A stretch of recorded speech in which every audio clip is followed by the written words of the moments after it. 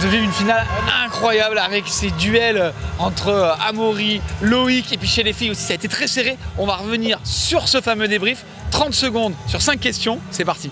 Cette première Coupe du Monde se joue-t-elle sur le mental? Alors c'est une question qui est assez juste parce que effectivement ils sont tous au niveau, tous les pilotes, tous les athlètes ont répondu présents, hein, que ce soit les Français et Loris ou encore on a vu Laurie Greenland, Lucas Chaud, etc. Et c'est vrai que ça se joue clairement sur le mental, ils se jaugent, c'est la première fois de l'année qu'ils sont, on va dire, en compétition.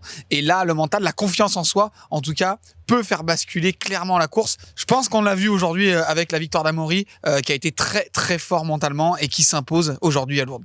Chez les juniors, qui peut battre Jackson Goldstone? Alors ça, c'est une vraie question. C'est vrai que l'année dernière, on se posait la question si un junior pouvait sortir un petit peu plus que les autres. C'est vrai que là, on le voit vraiment commencer à dominer la discipline.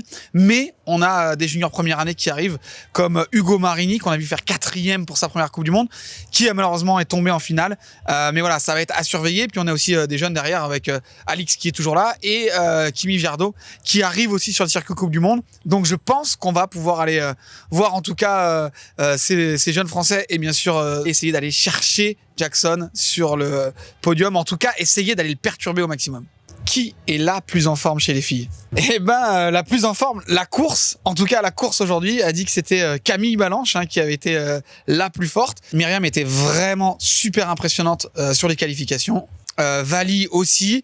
On a vu Myriam en finale qui a failli passer par devant. Marine qui revient au fur et à mesure. Je pense que clairement le top 5 est présent. Il va falloir les surveiller. Tané qui d'habitude démarre un petit peu plus doucement est déjà dans la course avec ce premier podium.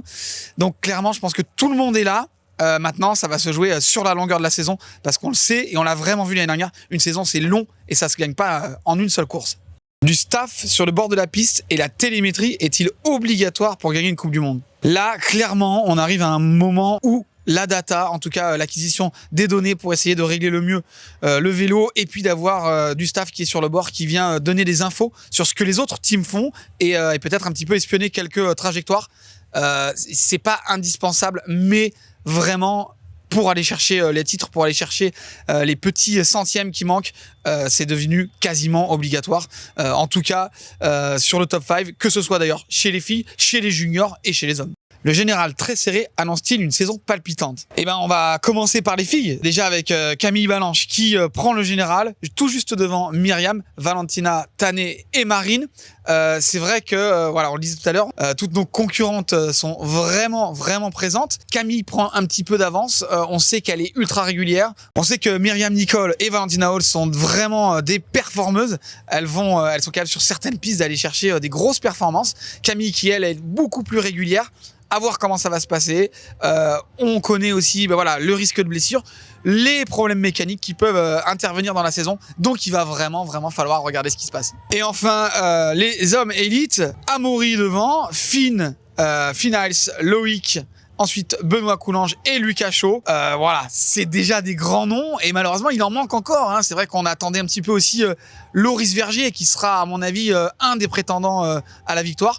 Greg Minard qui lui a eu aussi pas mal de petits pépins, ils n'ont pas pu faire énormément de runs, qui a eu beaucoup de crevaisons, de problèmes mécaniques justement, donc il faudra forcément les surveiller. Je pense que ça annonce clairement une saison très serrée, mais dans tous les cas pour le moment on peut pas vraiment dégager de personnes qui partent un petit peu devant.